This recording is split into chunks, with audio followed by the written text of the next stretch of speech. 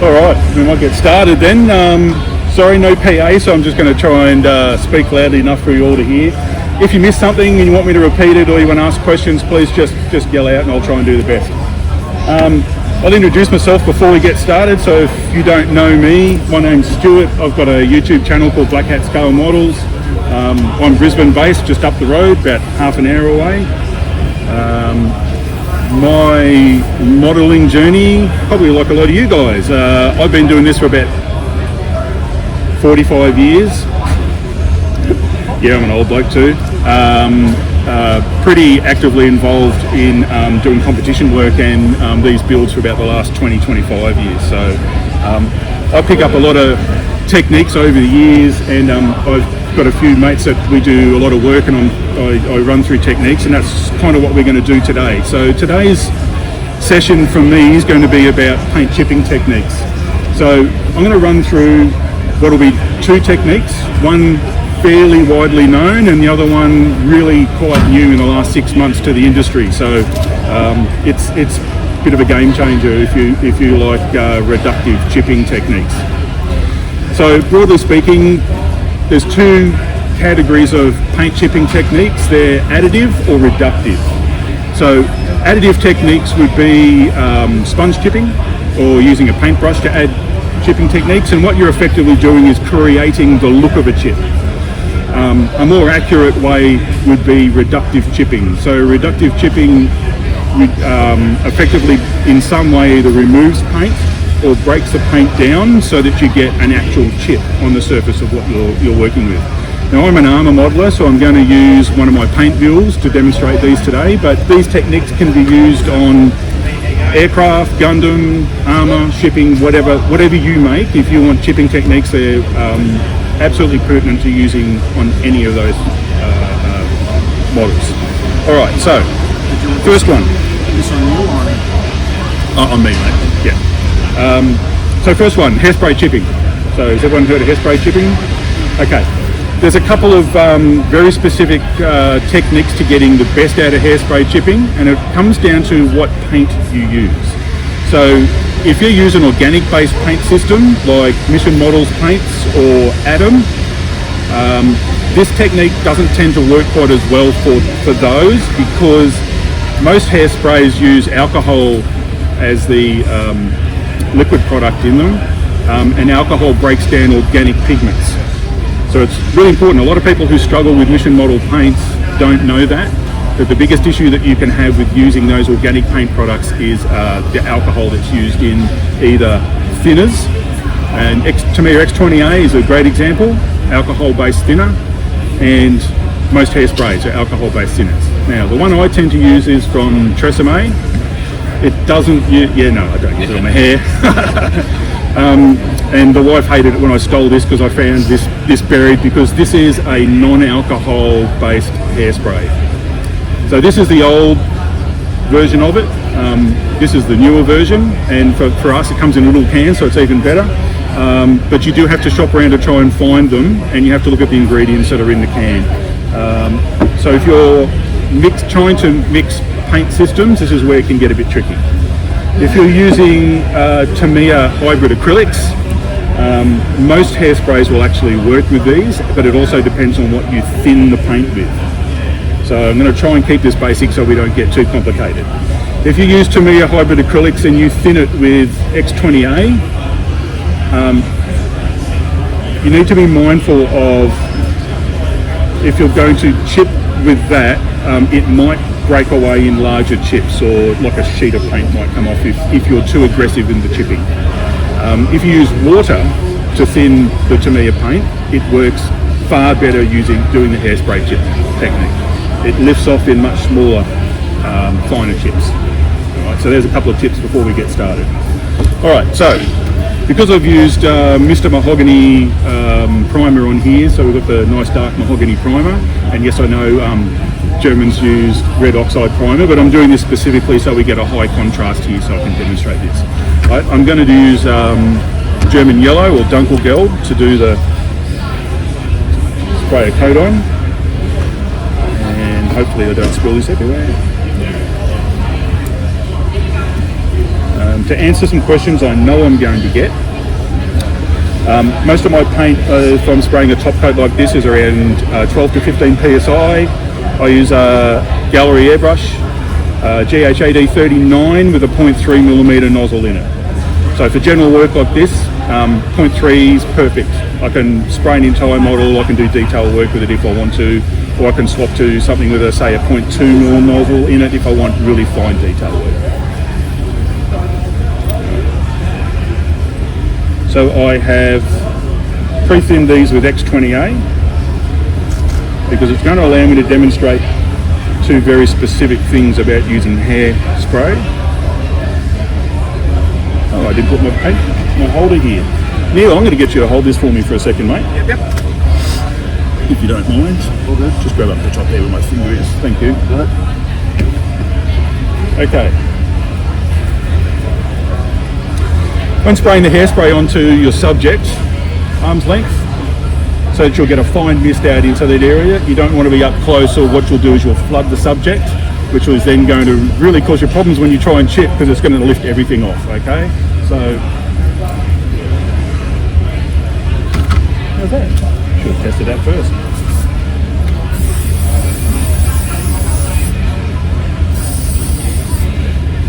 Okay. So you'll see a little shiny on there. Maybe get that under the light for you. Right. It's got a fine mist over it. I'm going to... Mate, you'll be holding that for just a moment. That's a bit.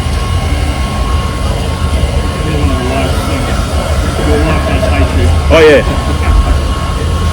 No, I can proudly say I went and bought this one myself, because I was never going to get her hair dryer.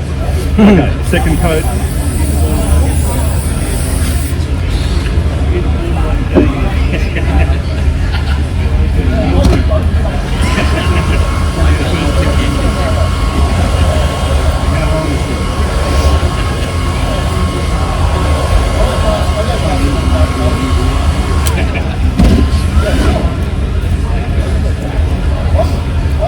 Okay, I'm going to give that to you guys, pass it around, have a quick look. You can see how much hairspray I've applied to that and what it looks like once it's been given a quick dry. It's just got the little glossy dots on there from the hairspray that's on it. It's not flooded. Yeah, correct. So what's going to happen is I'm then going to use water to come down through the top paint coat. It'll soak into that hairspray and dissolve the hairspray, which will allow you to lift those little chips off. Yeah. Ah, right. Okay. So depends on, I guess, the result that you're looking for when you do it. For me, and really what I'm telling you is from my perspective, if not, I'm not saying this is what you should or have to do, but it depends on the result that you're trying to get in your weathering. So if you're looking, if you're doing applied or additive chipping, then in my experience, to do that really, really well, you need years of experience to get really fine work out of it. This produces really fine chipping results. So we'll get to that. All right, thank you, mate. Appreciate that.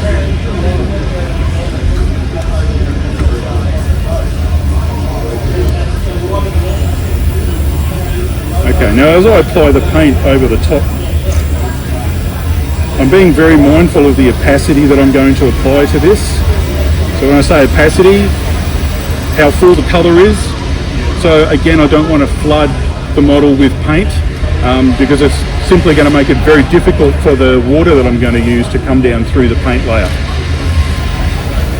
If you're doing something like a whitewash, say Russian or German tank during the Western Front Theatre during the Second World War, you probably wouldn't apply a full coat of paint to full opacity because you're going to want the base colour to show through and a bit of weathering in it. And you might stop at this point because you can see through here that mahogany colour underneath, all right? But if I want to keep going and reach full opacity,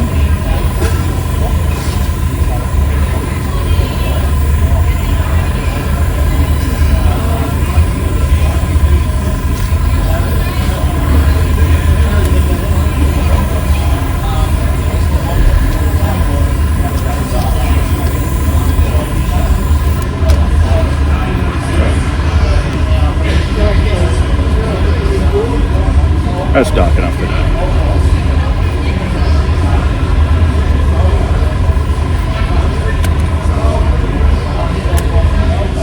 I should have bought the paint holder. That was airbrush holder.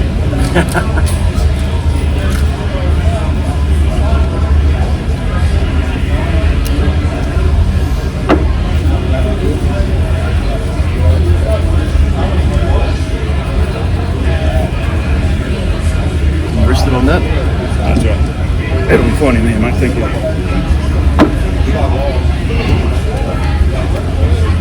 Give it a quick dry.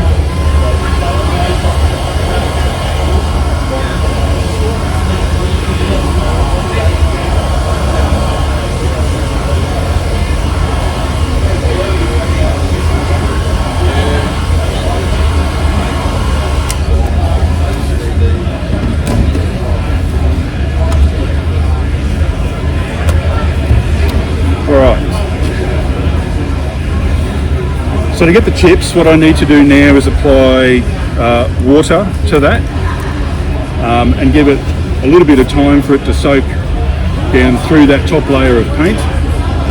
And the application of the water here is the key part. If I just take the brush and apply, I'm going to show you what not to do here, by the way. So if I just take the water, flood the surface like that.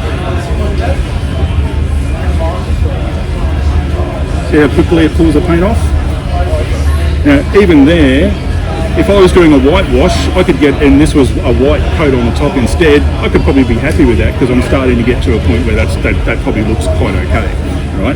But if I'm looking for fine chips around areas where the crew are walking, right, dip the brush in the water, remove some of that off the on the paper towel, and then I usually test my brush on my skin because I can feel how wet that will be. Right, and then I can start applying water in the area that I want to get the chipping. And it's important to keep moving the brush. If you apply too much pressure down onto the surface, you'll rip the paint off. If you leave the brush in an area too long, you'll apply too much water. And it's just a matter of being patient and waiting for that first sign that the paint's going to lift, which I've just got then.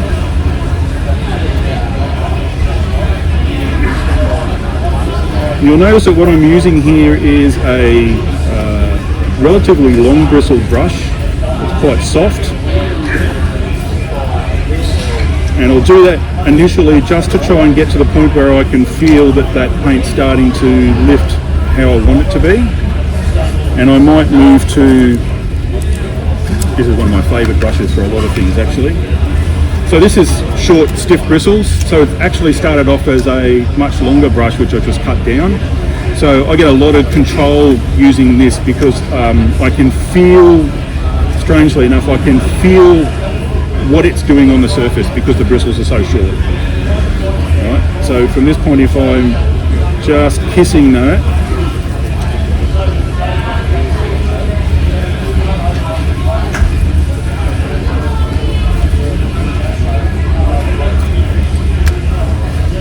here's where I say the patience part comes in. I could get carried away and really push down hard into that and I'll start tearing the paint up very quickly.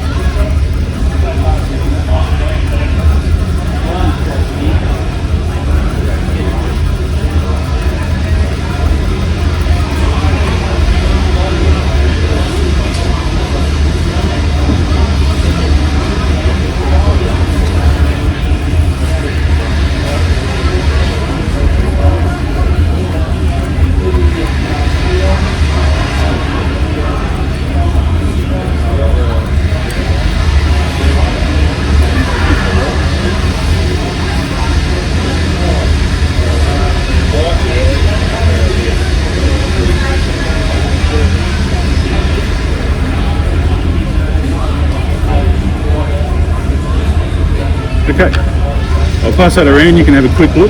So if you look along the edges of that hatch and the front and the corner plate there, you'll see what is really quite fine chip, so it's just starting to lift off. So that's the point I'm looking for as I'm starting to chip using this technique, that I can see that it's starting to lift off.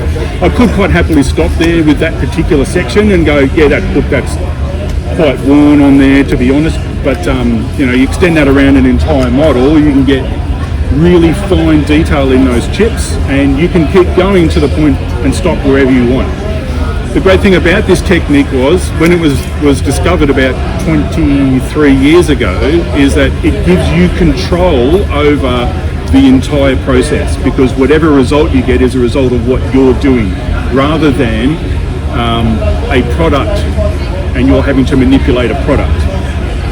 Okay, so hairspray chipping technique has been used a lot over the last 23 years. You'll find most master level modelers in whatever genre they're working in are using this to get really fine chipping techniques. You guys want to have a look? So, well-known technique, been out there a while, probably doesn't get explained very well, because there's some idiosyncrasies in regards to it around what paint system you use. Because that's the key. It's not just knowing that you're going to work with water and hairspray to produce the chipping. It's about knowing which paints produce what results. For those of you using lacquer paints, this is a very difficult technique to get right, because once your lacquer paint hardens, it's very difficult to get water to come down through it into the underlying area. So that's a compromise. If you want to use lacquers, reductive chipping is very difficult to work with. Just the nature of it.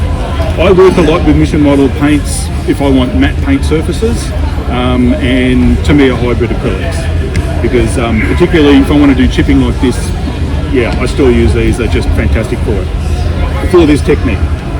So the other one I want to show you is a new technique which has really only come out in about the last 6 months or so, and I did a video on my channel in regards to it. So if you're interested in finding out more detail, you'll see it on there.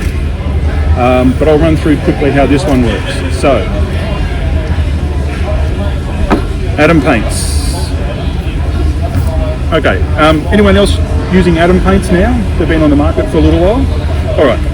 So the Atom paints are a acrylic system, very similar in nature to using mission models.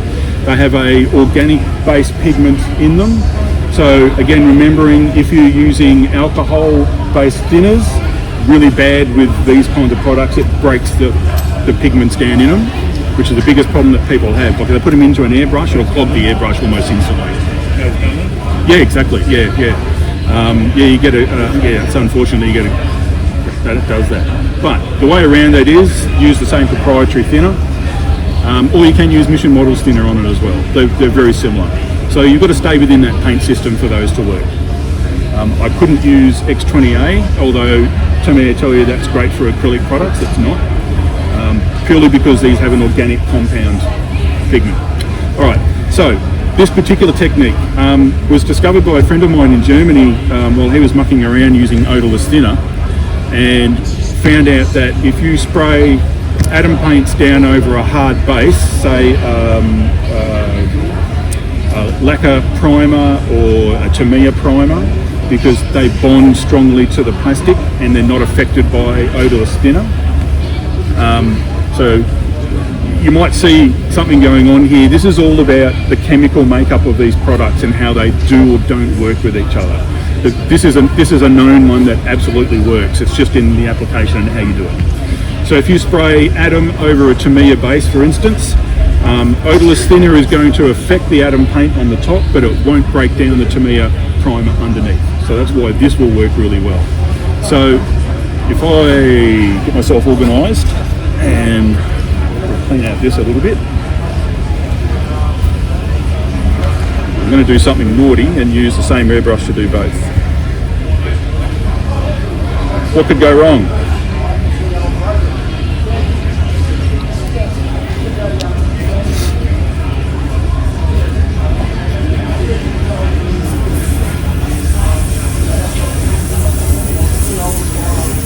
Actually raises a point.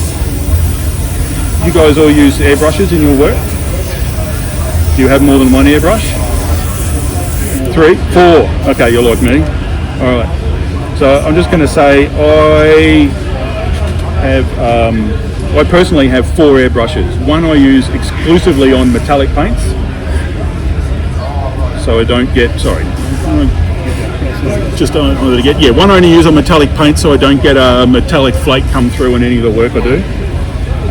One I use exclusively on Tamiya hybrid acrylics. And these two, I've got another one here, another GHAD 39 from Gallery. I basically use these as like general purpose airbrushes for doing whatever I want to do. And I don't mind if I cross between paint systems and I have issues, because these airbrushes are like $70, $79 when you buy them, which is far cheaper than my Harder and Steenbeck, which is about $400.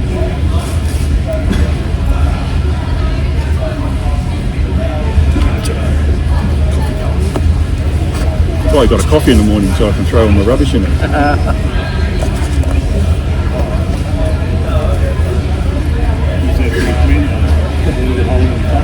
Yeah.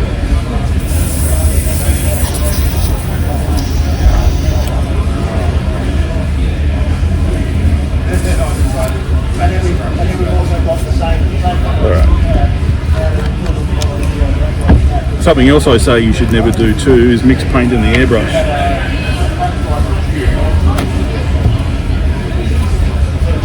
Okay, so when I do a colour change, in this case I'm doing a change from one paint system to another, I'll usually flush out my airbrush with the thinner for the paint I'm about to use. If I'm going to do something like I just suggested you should never do, mixing paint in an airbrush, put thinner in first before you put the paint in. Helps stop getting clogs in the brush.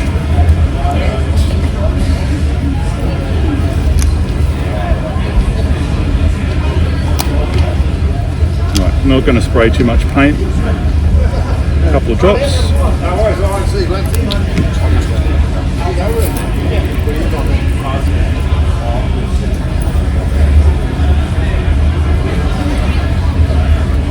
The other good thing with these is if you use acrylics is they clean up really quickly too, by the way. I know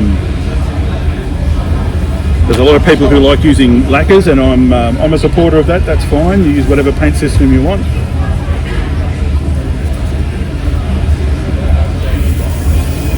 Okay. So let's spray this over the front.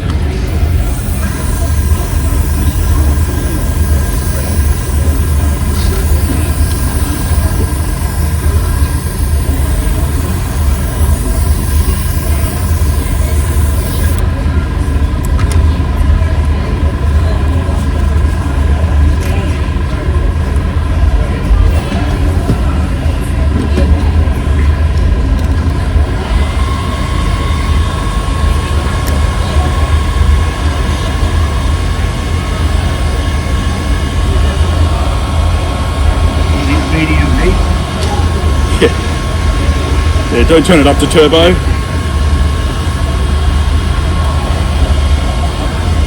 Okay, while I'm drying that, this technique's effectively what it's going to do is I'm going to break the paint down itself rather than have a chipping fluid like Hairspray or a commercial chipping fluid as a barrier between the two layers of paint. So what I want to do here is I want to make sure this paint's dry. If it's not dry, as soon as I apply the Odourless thinner and it starts breaking the paint down, it'll turn to mud. And it's something that I need to be conscious of as I do this technique, because if I work the same area too much, again, that could turn the paint into a pile of mud because I'm just overworking that area. All right. So there you go. There's two different Dunkelgelbs from two different periods of time during the war, and you get two different colours. So if people haven't seen that before, there's something else. All right, so I'm really just waiting a little bit just for that to dry off a little more. Okay, Odourless thinner. If you're not aware, it's basically white spirit, totally odourless, so not like using turpentine or something. This is really a great system to be able to use if you don't like that lacquer heavy chemical smell. My wife loves it when I'm doing this now because I don't use lacquer paints very often at home, so that doesn't waft through the house and I get complaints. So yeah, really easy system. Don't get headaches when I'm doing this either. So if that's something for you, that's good too. Good for your health, apparently. Right. So normally what I would do is I decant a bit of this elf into, I usually use a shot glass. Actually, I might even have that here.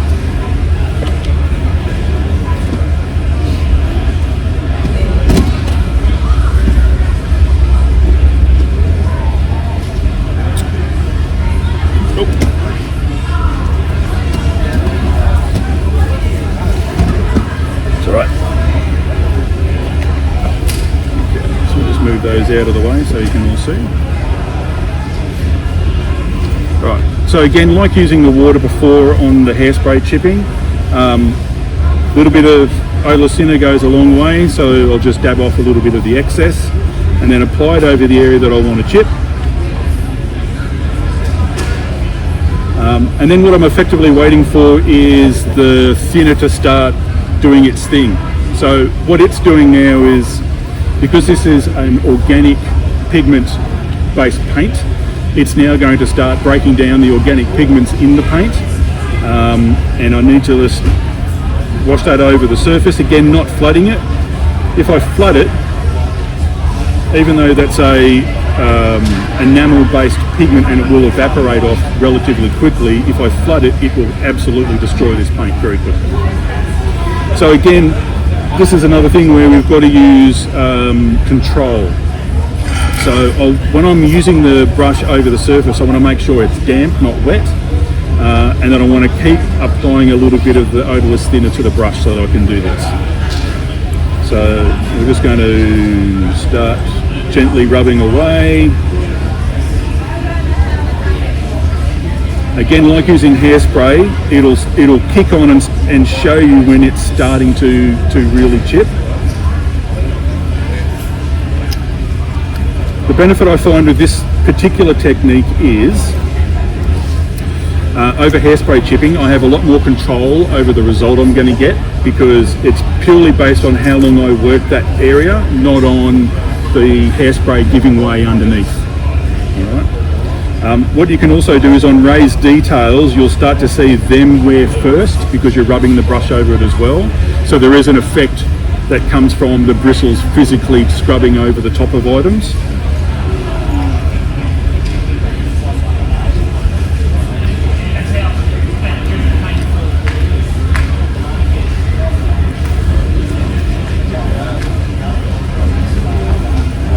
And more so than the hairspray technique, patience is the key. So I could get out that other stiff bristled brush I had before, and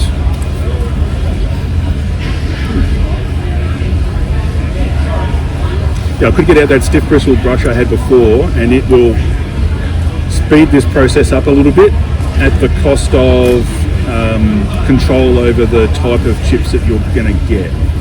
So going to ask, you'll have to bear with me a moment while I chip away at this.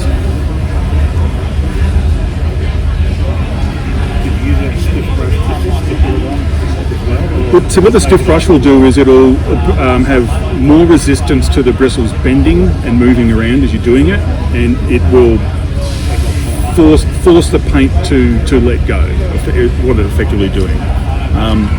Again, as I say, this depends on a couple of things. How long you're willing to sit here to get the result you want, because it is the slower of the two chipping techniques, right? But it produces a far better result. So for my work, that's what I'm looking for.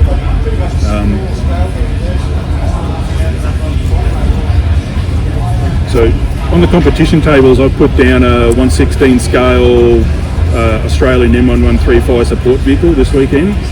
If you have a chance, have a look at the jerry cans on the back of that, because I've used this technique on those, and because I've used a metallic paint underneath the lustreless green on the top. Yeah, it's I'll give myself a rat. It's probably one of the best little sub builds I've done for a while. So what I'll do is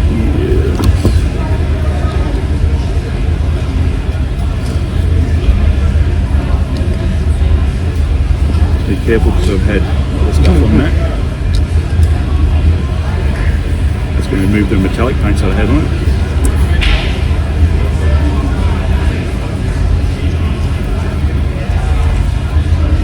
So you're getting the flats or the edges? At the moment I'm just running across the top of the fender here. Because visually it'll stand out a bit now.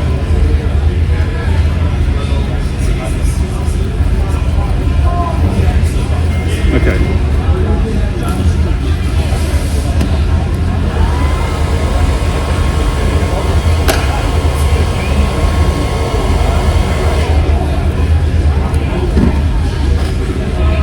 Okay, I'll pass that one around. So just on the top of that fender, that is a lot of very fine chips.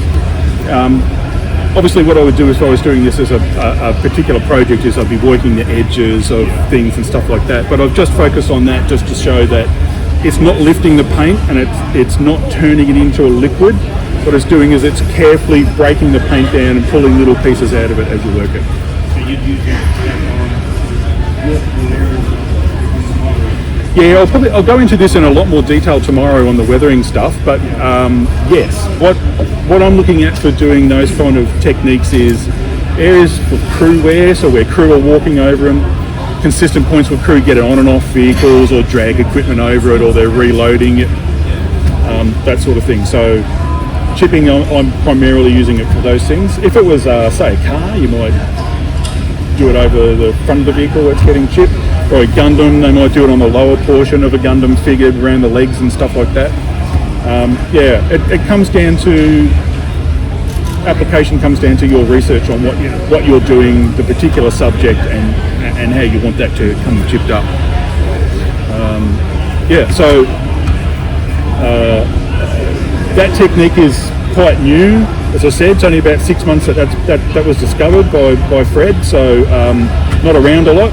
I might be the only person who's actively shown that at an expo at this stage. There you go.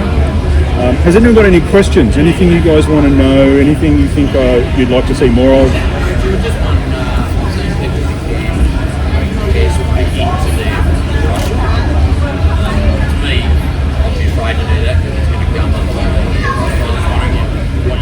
Yeah, that's a fair question. I don't. And my advice to people would be I wouldn't do that, and there's two reasons why. Yeah, what you've just mentioned is you have the chance of gumming up your airbrush. That's absolutely likely to happen. Secondly, no matter what nozzle you're using and how good your airbrush is, I don't think you'll get the same result compared to what I've demonstrated by spraying from arm's length. Hairspray is designed to mist and mist finely. So you're using a product for exactly the purpose that it's meant to do, and using that 2 fine coats from arm's distance away is foolproof. So that's another point. It comes down to variation. So if you've got an airbrush and you spray relatively close, you're going to put too much down. If you spray from here, I'm going to say you're probably not going to get the same misting effect. If you spray from too far away, you might as well just use the hairspray. Why bother having to clean an airbrush anyway? So there's that. The other thing is it's about consistency. So if you're using hairspray from arm's distance and spraying from here, you do that every time, you'll get the same result every time. Unless you spray too much. Yeah. I mean, that comes down to a whole lot of things that we do as modelers is consistency. If you want to get a known result and you want it to be as you would expect it to be as an outcome, you have to try and do things the same way every time to get that result. Yeah. All right. Any other questions? No? What's your mixture thinning? If I'm using a Tamiya hybrid, I thin to the top with X20. If I'm using X20, I usually have a couple of these in circulation of the same paint, the ones I use a lot. One, if it's water or X20A, it's the same. I just top to the top of the bottle, shake it. Works for me every time. Yeah.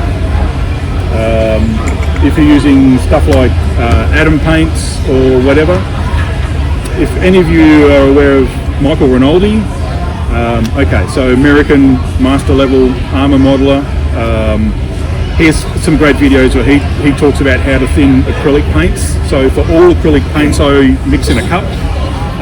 I'll put in as much paint as I need, and then thin is probably about 20 to 25% in volume, and then mix it and then check it with the brush. I'll wipe it down the top of the cup, and then I'll let it run down the side. And if it runs through smoothly without grabbing and stopping, I'm probably good to go. And then I'll adjust from there if I need to. Yeah, I do a lot of that by eye. I don't work on ratios like that, because in Queensland in particular, our weather varies. So you get summer, paints will be thinner if you're working on the same ratio compared to will be right now, and it does actually affect the way they spray. And certain paints are more affected by that than others. If you're working in a room at home, so if I'm in summer, I've got an air conditioner on, so I keep it consistent in the room while I'm spraying. That's a really important factor too, because humidity will affect your paint spray too. Anything else? No? All right, so thank you guys. I was going to say 2 things please to take away if you're interested in doing these techniques. Thinking about the alcohol content in hairsprays and what they will and won't work with. So don't use the hairspray technique with Adam and Mission model paints. Bad. Works great with Tamiya. Very difficult to work with lacquers. Scott over there will be screaming at me going, "Oh, come and use my acrylic stuff." And yeah, 100%, great paints. With the Odourless thinner one, that really only works with Adam or Mission models. Just the way that we've found chemically that's going to work for us. So it's just basically white spirit. It is basically, it's basically white spirit. Yeah. So that, by the way, that amount of Odourless thinner would last me 4 or 5 months. So that's great for AK that I bought that from them. But you can get white spirit from Bunnings. Yeah, if you want volume. But honestly, a 2 litre bottle, you'd take years to use that. Yeah. Again, it just comes down to how much space you got to store all your stuff and everything too, I guess. Yeah.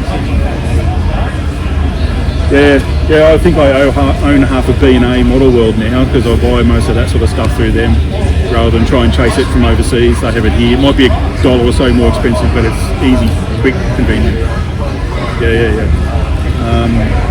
Yeah, that's probably all I've got, unless you've got any other questions or you want to ask me something. All right, no worries guys, thank you, have a great day. No, more than welcome.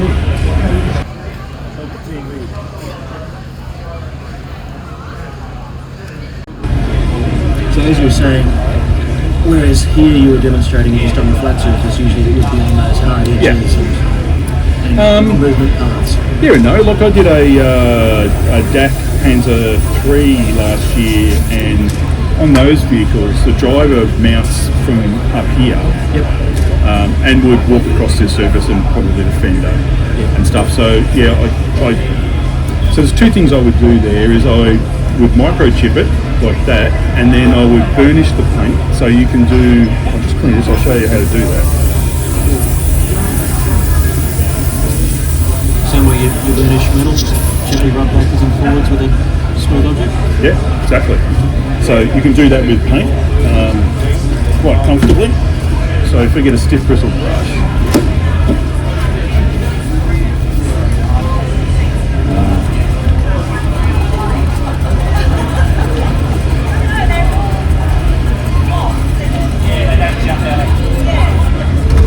so if you apply with a brush, you can burn through the paint if you want, or you can leave it so that it's slightly worn, or if you very gently rub through, you can burnish it and get that shiny appearance to the top of it.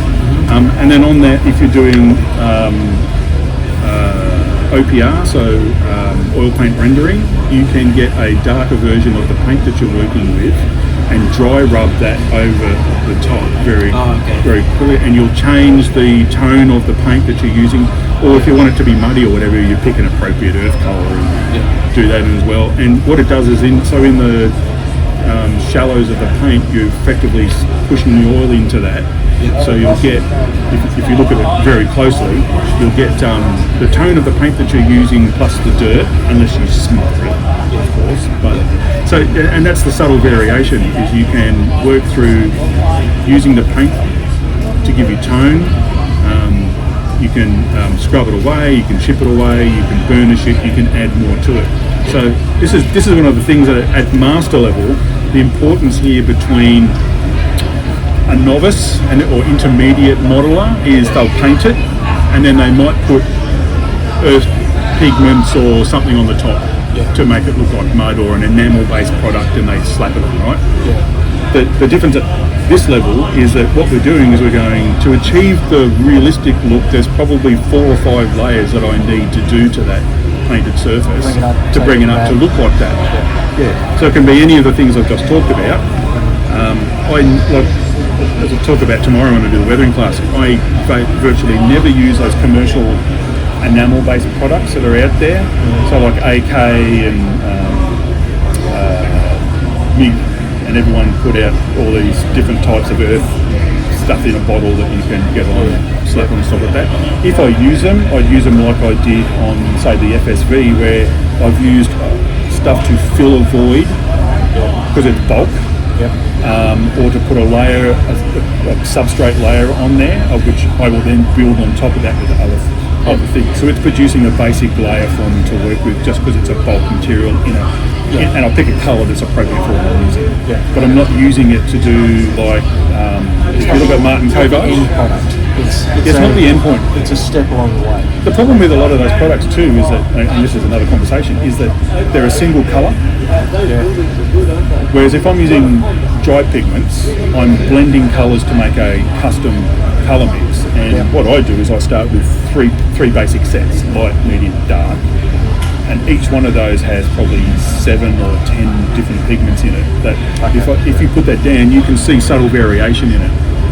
And this is when you come to a competition like this and you want to show depth in your work. That's where that is. Again, these are all those little things that are the difference between, average Joe modeler who's just wanting to build something they like to put on their shelf at home.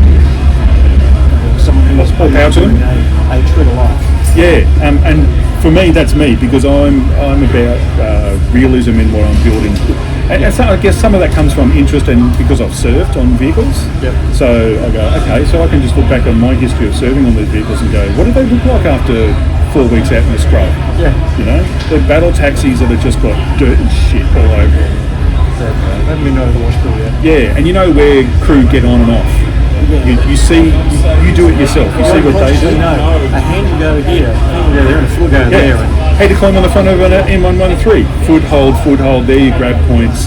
And that's what they're going up and down with, because every day a driver's got to service that vehicle. They have to do a halt parade every time they stop for more than an hour.